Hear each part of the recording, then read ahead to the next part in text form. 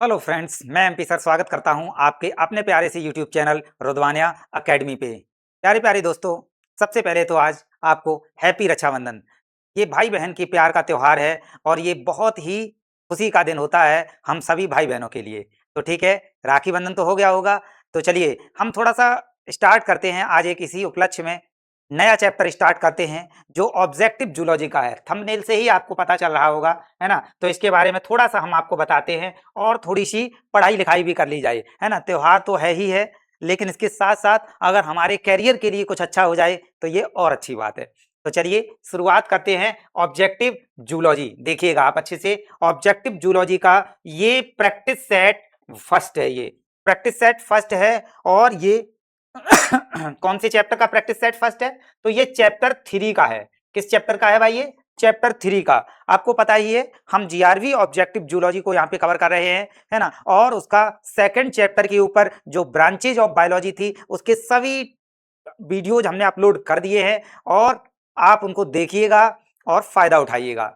शिक्षा सभी के लिए है। आप देखिएगा मैंने ये लोगो भी लगाया हुआ है, इसीलिए निःशुल्क शिक्षा, सब पढ़ें सब बढ़ें, है ना। आप जितना ज्यादा पढ़ेंगे उतना ही ज्यादा आप बढ़ेंगे, आप ग्रोथ करेंगे, है ना। तो इस भाई बहन के पवित्र त्योहार पर हम एक नया चैप्टर शुरू करते हैं और अच्छे से आप इसको तैयार करिएगा, है ना। ये सभी कॉम्पिटिटिव एग्जाम के लिए बेनिफिशियल होने वाला है। कोई भी बायोलॉजी लवर्स है, कोई भी बायोलॉजी से रिलेटेड कोई भी एग्जाम दे रहा है, चाहे वो 9th से स्टार्ट हो जाती है biology, 9th 10th first year और इंटर, है ना। और उसके अलावा जो भी आपके यूनिवर्सिटी से रिलेटेड एग्जाम होते हैं उन सभी में भी ये बेनिफिशियल रहने वाली है।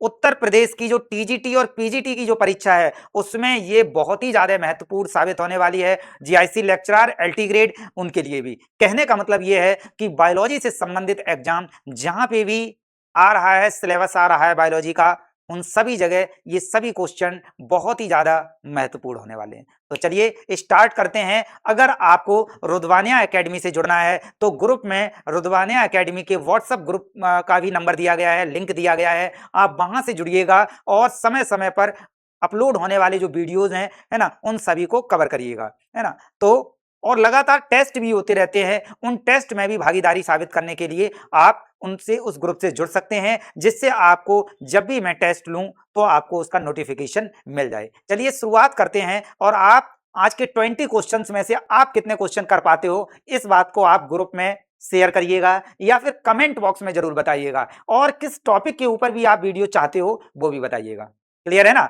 आप हैं तो ही हम हैं, है ना। तो इसलिए आप जुड़े रहिएगा और हम आपको पढ़ाते रहेंगे। क्लियर? चलिए ठीक है, शुरुआत करते हैं आज का ये टॉपिक और मजेदार टॉपिक है ये, है ना। इसको हम लोग देखते हैं। चलिएगा, पहला क्वेश्चन आज का आ जाता है। ये हमने आप लोगों के लिए हिंदी और इंग्लिश बाइलिंगुअल लैंग्वेज में इसको तैयार किया हुआ है, जिससे हमारे जो हिंदी के प्रतियोगी परीक्षार्थी हैं, हिंदी मीडियम से जो हैं, उनको ये ना लगे कि सर सिर्फ इंग्लिश मीडियम के करा रहे हैं, और जो इंग्लिश मीडियम के हैं उनको भी कोई समस्या ना हो वर्ड्स को समझने में, है ना। तो दोनों माध्यम में हम ये क्वेश्चन लाते हैं। 20 में से आपके कितने क्वेश्चन सही बन रहे हैं, आपसे सेल्फ इवेल्युएशन हो जाएगा और आप कमेंट बॉक्स में मुझे जरूर बताइएगा कि सर हमारे 20 में से इतने सही हुए हैं। क्लियर है ना? हम इंतजार करते हैं आपके कमेंट्स को रीड करने के लिए। तो चलिए शुरुआत करते हैं। पहला क्वेश्चन हो जाता है, ये देखिएगा अच्छे से। स्क्रीन पे आपके सामने रहा है, आप इसको पढ़िएगा और आंसर करिएगा भाई मुझे जल्दी से, है ना। पढ़िएगा और आंसर करिएगा कि इसका सही आंसर क्या होगा। ठीक है, तो बताइएगा। हिंदी में देखिएगा, द्विपद नामकरण बाइनोमियल नोमेनक्लेचर किसके द्वारा प्रस्तुत किया गया था? Binomial nomenclature was introduced by, है ना। द्विपद नामकरण पद्धति किसके द्वारा दी गई थी? ये देखिएगा, ये क्वेश्चन जो है कई बार आ चुका है एग्जाम्स में, बीएचयू में, एएफएमसी में, है ना। इन जगह ये एग्जाम रिपीटेड क्वेश्चंस है, ये लगातार आ चुका है। तो आप देखिएगा ऑप्शन इसके, देखिए पहला ऑप्शन हो जाता है लीनियस हो जाता है, दूसरा ऑप्शन क्या हो जाता है? डार्विन हो जाता है, और तीसरा ऑप्शन है एरिस्टोटल हो जाता है, और चौथा ऑप्शन कौन सा है? एपीडी कैंडोली हो जाता है।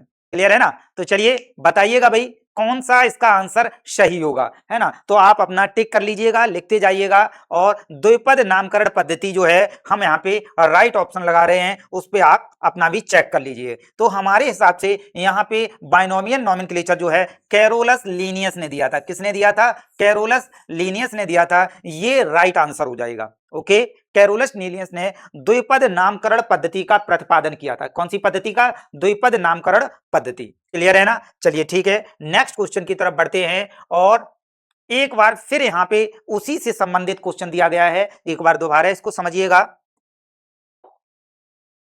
द्विपद नामकरण का प्रयोग सबसे पहले किस पुस्तक में, यहां पे क्या पूछा गया है? पुस्तक, यानी बुक्स पूछी गई हैं। देखिएगा फ्रेंड्स, बुक्स भी बहुत ही इंपॉर्टेंट हैं। इस सेगमेंट में हम बहुत सारी बुक्स के आपको नाम बताने वाले हैं, किस राइटर ने उन बुक्स को लिखा है, ये सब आप यहां से सीखते जाइएगा, है ना? तो किस पुस्तक में किया गया था? In which book has binomial nomenclature been used for the first time? सबसे पहले, है ना? तो देखिएगा, फर्स्ट ऑप्शन, ए ऑप्शन हो जाता है सिस्टेमा नेचुरी, बी ऑप्शन हो जाता है स्केला नेचुरी, सी ऑप्शन क्या होता है? देखिएगा, सी ऑप्शन हो जाता है स्पीसीज प्लांटेरम, और डी ऑप्शन हो जाता है हिस्टोरिया प्लांटेरम, है ना? आप अपना टिक करिएगा कि आपके अनुसार कौन सा ऑप्शन सही होगा, ए, बी, सी या डी, जल्दी से बताइएगा। In which book has binomial nomenclature been used for the first time? सबसे पहली बार कौन सा यूज किया गया था, तो उसको आपको बताना है। तो ये सिस्टेमा नेचुरी बुक हो जाएगी। कौन सी बुक हो जाएगी भाई? सिस्टेमा नेचुरी। चलिए, इसकी एक सिंपल सी ट्रिक मैंने बनाई हुई है, SNL करके भी आप इसको याद कर सकते हैं। मींस सिस्टेमा नेचुरी बुक किसके द्वारा लिखी गई थी? तो लीनियस के द्वारा लिखी गई थी। किसके द्वारा लिखी गई थी? लीनियस के द्वारा लिखी गई थी। क्लियर है ना? इस तरह से भी आप इसको तैयार कर सकते हैं। बहुत बढ़िया। चलिए थोड़ा सा आगे बढ़ते हैं, नेक्स्ट क्वेश्चन को देखिएगा। क्वेश्चन नंबर 3 पे आ जाते हैं। कॉलम फर्स्ट के लेखकों का कॉलम सेकंड की पुस्तकों से मिलान करिएगा। कॉलम फर्स्ट के लेखकों का कॉलम फर्स्ट के लेखकों का कॉलम सेकंड की पुस्तकों से मिलान करें। सही संयोजन चुने भाई, सही संयोजन आपको चुनना है। तो बताइएगा जल्दी से कौन सा हो जाएगा इसका आंसर, है ना? कॉलम फर्स्ट यहाँ पे दिया गया है ऑथर, मींस बुक के राइटर दिए गए हैं। कॉलम सेकंड में बुक्स दी गई हैं। अब देखिएगा 4 बुक्स जो है वो आपको यहाँ से तैयार हो जाएंगे, है ना? तो चलिए ठीक है, हम शुरुआत करते हैं। देखिए, अगर आपको एक भी बुक याद होगी, 2 भी बुक याद होंगी, तो भी आपसे ये क्वेश्चन बनेगा। तो चलिए सबसे पहले हम यहाँ पे पढ़ते हैं वेसेलियस, लीनियस, हुक्स और लेमार्क। ये 4 यहाँ पे वैज्ञानिक दिए गए हैं। 4 बुक्स भी दी गई हैं, Micrographia, Philosophie Zoologique and De Humani Corporis Fabrica, and S दिया गया है स्पीसीज प्लांटेरम। क्या दिया गया है? Species Plantarum. बताइएगा कौन सी किसकी बुक है? तो देखिएगा, अगर हम रॉबर्ट हुक की बात करते हैं तो रॉबर्ट हुक की बुक का नाम हमको पता है, क्या हो जाता है? माइक्रोग्राफिया हो जाता है। और माइक्रोग्राफिया में ही इन्होंने सबसे पहले सेल्स की जो डिस्कवरी की थी 1665 में, तो उससे संबंधित जो है फिगर वगैरह इन्होंने उसमें दिए थे। तो ये यहाँ पे हो जाती है। तो आप देख लीजिएगा, सी का पी यहाँ पे कोई बन रहा है क्या? सी का पी ऑप्शन है किसी में? तो देखिएगा सी का पी ऑप्शन यहीं पे रखा हुआ है। मींस एक और सी का एस बन रहा है, सी का क्यू बन रहा है, सी का आर बन रहा है, तो फिर ये ऑप्शन यहाँ पे गलत हो जाते हैं, है ना? तो हमारे हिसाब से राइट आंसर इसका बी वाला हो जाएगा। क्या हो जाएगा? बी वाला हो जाएगा। अब इससे संबंधित जो है, जो 4 किताबें यहाँ पे दी गई हैं, हम उन चारों को रिकवर करते हैं और याद करिएगा। जैसे एंड्रियाज बेसिलियस की पुस्तक का नाम क्या हो जाएगा, है ना? तो एंड्रियाज बेसिलियस। अच्छा, एक चीज और, लेमार्क की पुस्तक का नाम फिलोसफिया जूलॉजिक हो जाता है, फिलोसफिया जूलॉजिक। तो ठीक है भाई, चलिए ये इससे मिल गया, यानी क्या हो जाता है? डी का क्यू। देखिएगा डी का क्यू दिया गया है, ये इसका हो गया। अभी हम ए का आर, यहाँ पे देखिएगा ए का आर, यानी इसको बेसिलियस जो है, इनको इनकी बुक का नाम है D Humani Corporis फैब्रिका। D Humani Corporis फैब्रिका इनकी बुक का नाम हो जाता है, आप याद कर लीजिएगा। नेक्स्ट देखिएगा, है ना, लेमार्क का मैं आपको बता ही चुका हूं। अब कौन बचे हैं? लीनियस, है ना? तो लीनियस की बुक का नाम जो है वो कौन सा हो जाएगा? Species plantarum. ठीक है ना? ये हो जाएगा यहाँ पे देखिएगा लीनियस। बी की अगर हम बात करते हैं तो एस हो जाता है, ये देखिए। क्लियर है ना? तो स्पीसीज प्लांटेरम जो है वो भी यहाँ से आपको तैयार हो गई है ना? तो इस तरह से 4 किताबें जो है वो यहाँ पे 4 बुक्स जो है वो आपको तैयार हो गई, और इसका राइट आंसर बी हो जाता है। आप अपना टिक कर लीजिए। एक बार देखिएगा, एंड्रियाजो बेसिलियस हैं, इनकी बुक का नाम डी ह्यूमेनी कॉर्पोरिस फैब्रिका हो जाता है। लीनियस जो है, इनकी बुक का नाम स्पीसीज प्लांटेरम हो जाता है। और रॉबर्ट हुक जो थे, उनकी बुक का नाम माइक्रोग्राफिया हो जाता है। और जो लेमार्क है, उनकी बुक का नाम फिलोसफिया जूलॉजिक हो जाता है। क्या हो जाता है? फिलोसफिया जूलॉजिक इनकी बुक का नाम हो जाता है। क्लियर है? चलिए अब हम नेक्स्ट क्वेश्चन पे बढ़ते हैं। तो चलिए क्वेश्चन नंबर 4 का राइट आंसर आपकी नजर में क्या है, जल्दी से मुझे बताइएगा। क्वेश्चन नंबर 4 का राइट ऑप्शन आपकी नजर में क्या है, जल्दी से बताइएगा। मैं इसको रीड करता हूं एक बार। पुस्तक सिस्टेमा नेचुरी अभी हमने आपको बताई है ना, इसकी आप ट्रिक बना सकते हो SNL, ठीक है ना, ये भी हो जाएगा। पुस्तक सिस्टेमा नेचुरी किसके द्वारा लिखी गई है, तो ये देखिए जो अभी क्वेश्चन पीछे था ना, है ना, उसी का अगर हम इसको आपको दिखाएं तो आपका इसका आंसर यही मिल जाएगा। एक बार देखिएगा,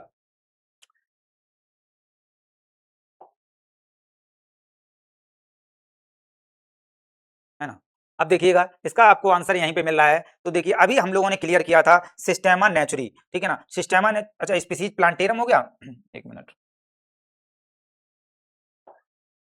स्पीसीज प्लांटेरम, अच्छा ठीक है, स्पीसीज प्लांटेरम, ठीक है। अच्छा यहाँ पे सिस्टेमा नेचुरी बुक नहीं दी गई है ना, स्पीसीज प्लांटेरम बुक दी गई है। तो स्पीसीज प्लांटेरम के कौन से थे, है ना, तो ये हो जाएंगे बी का एस, लीनियस के द्वारा लिखी गई थी स्पीसीज प्लांटेरम, क्लियर है ना। स्पीसीज प्लांटेरम जो है वो लीनियस के द्वारा लिखी गई थी, और सिस्टेमा नेचुरी भी लीनियस के द्वारा ही लिखी गई है, लेकिन उसका यहाँ पे नाम नहीं दिया गया है, तो कोई दिक्कत नहीं है। चलिए हम थोड़ा सा आगे लेते हैं उस क्वेश्चन को। अब देखिएगा यहाँ पे उसी बुक को रिपीट किया गया है। तो देखिए सिस्टेमा नेचुरी वॉज रिटन बाई, तो आप याद रखेंगे ऑप्शन दिए गए हैं, लेमार्क है, लीनियस है, एरिस्टोटल है, इक्कल है, एक और ऑप्शन दिया गया है स्टैनली, लेकिन आपको क्लियर ही है कि इसका राइट आंसर क्या है, लीनियस। आप सिस्टेमा नेचुरी की भी सिंपल सी ट्रिक आप बना सकते हैं SNL। सिस्टेमा नेचुरी किसके द्वारा लिखी गई है, लीनियस के द्वारा ये लिखी गई है, क्लियर है ना। तो इस तरह से आप इस क्वेश्चन को तैयार कर लेंगे। चलिए 5 क्वेश्चन पे आ जाइएगा। 5th क्वेश्चन का आंसर आप मुझे बताइएगा क्या होगा आपके according. The natural system of classification of plants was proposed by, जो पादपों का जो वर्गीकरण बताया गया था, है ना, नेचुरल सिस्टम जिसमें एक कहा गया था, आर्टिफिशियल सिस्टम बताया गया था, एंड फाइलोजेनेटिक सिस्टम, 3 सिस्टम आपको बताए गए थे, है ना, नेचुरल, दूसरा था आर्टिफिशियल, और तीसरा क्या था, फाइलोजेनेटिक। इन तीनों सिस्टम से क्वेश्चन बहुत बनते हैं, है ना, तो उसी से एक क्वेश्चन यहाँ पे दिया गया है कि जो नेचुरल सिस्टम ऑफ क्लासिफिकेशन था, natural system of classification of plants था, वो किसके द्वारा दिया गया था, है ना। तो देखिएगा यहाँ पे 4 ऑप्शन दिए गए हैं, आप चारों को समझिएगा। ए ऑप्शन हो जाता है हक्सले ने, एंगलन एंड प्रांटल ने दिया था, या फिर लीनियस ने दिया था, या फिर बेंथम एंड होकर ने दिया था। अभी तक आपने अपना आंसर लगा भी लिया होगा, है ना। तो चलिए आ जाते हैं, और इसका राइट आंसर दिया था बेंथम एंड होकर ने दिया था। ये किसने दिया था, natural system of classification Bentham and होकर ने इसको प्रपोज किया था, क्लियर। चलिए नेक्स्ट क्वेश्चन पे आइएगा। क्वेश्चन नंबर 6 की बात करते हैं। The term taxonomy was first coined bye, taxonomy term किसने दिया था, है ना, इस बात पे आते हैं और बताइएगा। मुझे लग रहा है इसको लाइव क्लास लिया जाएगा, जाना नहीं, तो बताइएगा भाई। क्लास जो 6 क्वेश्चन है वो आप लोगों ने अपना जो है स्क्रीन पे आपको दिखाई दे रहा होगा, जो 6 क्वेश्चन है उसका राइट आंसर क्या हो जाएगा, जल्दी से बताइएगा आप लोग, ठीक है ना। जो 6 क्वेश्चन है उसका राइट आंसर क्या होगा, जल्दी से बताइए। स्क्रीन पे देखिएगा आपके सामने है।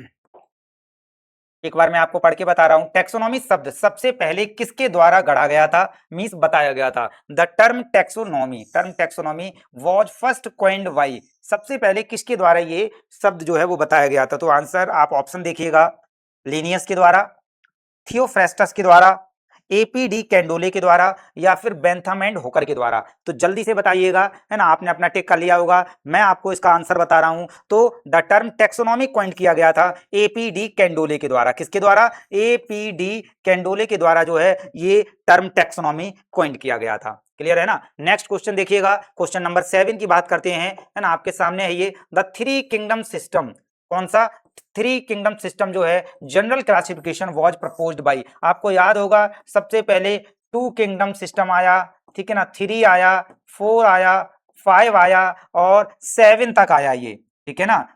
इस तरह से ये लगातार जो है किंगडम्स को डिस्क्राइब किया गया, और समय समय के हिसाब से इनमें परिवर्तन होते चले गए, बदलाव होते चले गए, क्लियर है ना। तो आपको 3 सिस्टम के बारे में बताना है कि ये किसने प्रपोज किया था। तो 3 किंगडम सिस्टम जो है वह हीकल ने प्रपोज किया था। किसने किया था, अर्नस्ट हीकल ने इसको प्रपोज किया था। आप टिक कर लीजिएगा अपना, है ना, और उसके बाद आप बताइएगा कि आपका क्वेश्चन कौन सा सही हुआ। चलिए क्वेश्चन नंबर 8 की बात करते हैं। द टेक्सोनोमिक स्टेटस, बताइएगा भाई, मैं रीड करे दे रहा हूं। किसी जीव की वर्ग की स्थिति, टैक्सोनॉमिक स्टेटस को बदलकर परिवर्तित किया जा सकता है। अगर उसको बदलना है तो कैसे ये संभव है, उस बात को कैसे बदला जा सकता है कि कौन सी टैक्सोनॉमिक कैटेगरी में वो रखा गया है।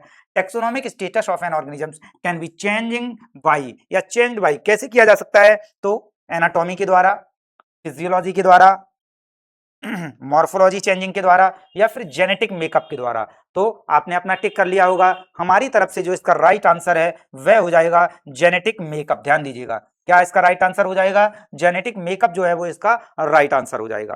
क्लियर है ना? तो ठीक है, ये आपने लगा लिया। 9 क्वेश्चन पे आइएगा। The bacteria were first observed. The bacteria were first observed in the year 1675. देखो यहाँ पे 1675 लिखा गया है, कुछ बुक्स में 1674 भी लिखा हुआ मिलता है, तो आप लोग कंफ्यूज नहीं होइएगा, है ना। डिफरेंट डिफरेंट बुक्स हैं, उनमें ईयर जो है कई बार ऊपर नीचे थोड़ा बहुत हो जाती है ना। तो यहाँ पे 1675 या 1674 में बैक्टीरिया की डिस्कवरी किसने की थी? रॉबर्ट कोच ने की थी, लुइस पॉस्चर ने की थी, या फिर जो है वो रॉबर्ट ब्राउन ने की, एंटोनी वैन ल्यूवेनहॉक ने की। किसने बैक्टीरिया की डिस्कवरी की, बताइएगा, है ना। ये तो 9th क्लास वाले बुक में भी दिया गया है ना, 9th क्लास के बच्चे भी इसको आंसर कर सकते हैं बहुत अच्छे से, है ना। अगर आपको अपनी नॉलेज को स्ट्रॉन्ग करना है तो रुद्वानिया एकेडमी पे 9th 10th फर्स्ट ईयर और इंटर के जो भी वीडियो पड़े हुए हैं आप सबको रिकैप करिएगा। मैं उनमें इसी तरीके से पढ़ा रहा हूं जिससे जो है सभी कॉम्पिटिशन वाले जो परीक्षार्थी हैं उनको फायदा मिले, है ना। तो देखिएगा इसका आंसर हो जाएगा एंटोनी वैन ल्यूवेनहॉक। कौन सा आंसर हो जाएगा? एंटोनी वैन ल्यूवेनहॉक जो थे इन्होंने 1674 और 75 में जीवित कोशिका की खोज की थी और जीवित कोशिका के रूप में इन्होंने बैक्टीरिया को ही डिस्कवर किया था। क्लियर है ना? चलिए नेक्स्ट 10 नंबर का क्वेश्चन आप आंसर करिएगा। यह कथन जीव विज्ञान में कुछ भी विकास इवोल्यूशन के प्रकाश के बिना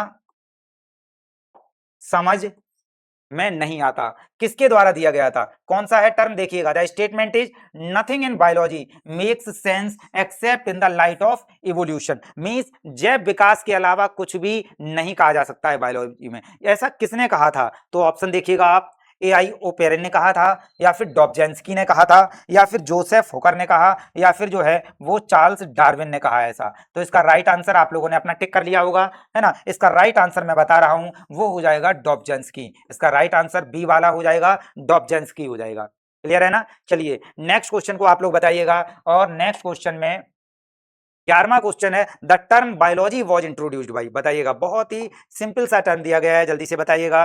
term biology was introduced by, biology शब्द की उत्पत्ति जो है वो किसने की थी? तो बायोलॉजी टर्म की उत्पत्ति ऑप्शन ए है लैमार्क एंड ट्रेवेलिनस। अच्छा, हिंदी और इंग्लिश में अलग अलग करके दिया हुआ है। तो देखिएगा, सबसे ए ऑप्शन हो जाता है एरिस्टोटल, बी ऑप्शन हो जाता है डार्विन, सी ऑप्शन हो जाता है Lamarck and Treviranus, and D option हो जाता है लिनियस। तो आप अपना राइट आंसर टिक करिएगा और हमारे अनुसार इसका राइट आंसर जो है वो क्या हो जाता है? वो हो जाता है लैमार्क एंड ट्रेवेलिनस जो है इसका राइट आंसर हो जाता है।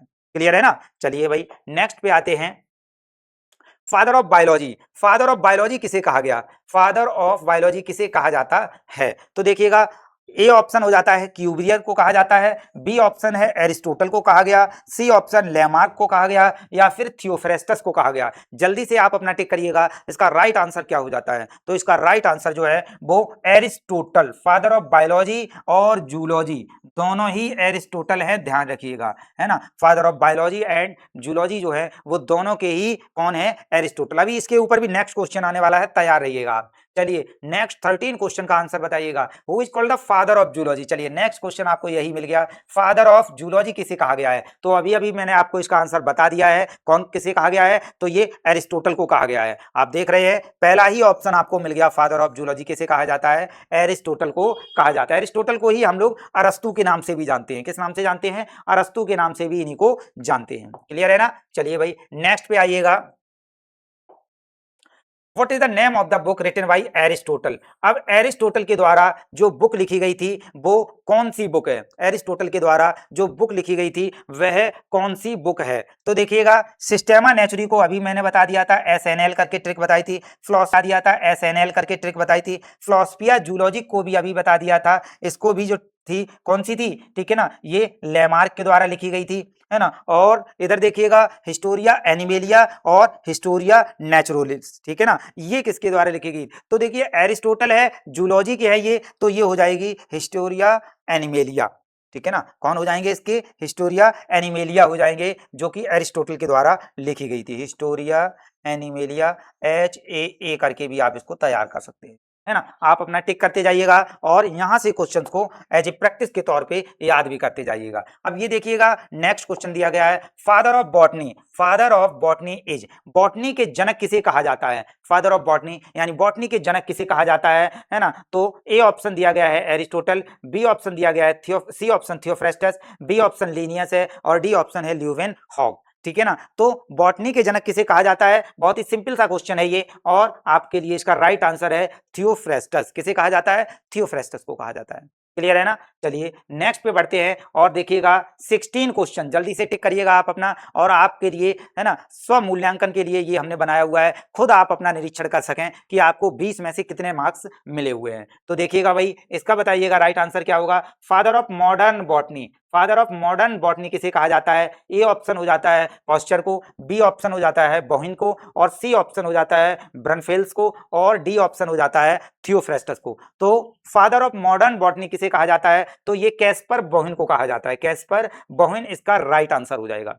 क्लियर है ना, ये हो जाएगा। चलिए भाई नेक्स्ट पे बढ़िएगा, और चिकित्सा के जनक किसे माना जाता है? Who is father of medicine, who is father of medicine. तो फादर ऑफ मेडिसिन किसे कहा जाता है? धन्वंतरी को कहा जाता है, सुश्रुता को कहा जाता है, थियोफ्रेस्टस को कहा जाता है, या फिर जो है वो हिप्पोक्रेट्स को कहा जाता है। तो फादर ऑफ मेडिसिन जो है, चिकित्सा के जनक जो है, वो हिप्पोक्रेट्स को कहा जाता है। किसको कहा जाता है? हिप्पोक्रेट्स को कहा जाता है। क्लियर है ना। तो यहां से आपका ये 17 क्वेश्चन हो गया। चलिए 18 क्वेश्चन का राइट आंसर आप करिएगा और बताइएगा, father of anatomy, father of anatomy किसे कहा जाता है? फादर ऑफ एनाटॉमी कार्ल जीस को कहा जाता है, या फिर जो है वो रेने डेस्क्रिप्स को कहा जाता है, या फिर फ्रांसिस बेकन को कहा जाता है, या एंड्रियाज बेसेलियस को कहा जाता है। तो बताइएगा फादर ऑफ एनाटॉमी किसे कहा जाता है, यानी शरीर रचना विज्ञान एनाटॉमी के जनक किसे माना जाता है? तो आपने अपना टिक कर लिया होगा। चलिए मैं राइट आंसर इसका बताता हूं, ये हो जाएंगे एंड्रियाज बेसेलियस।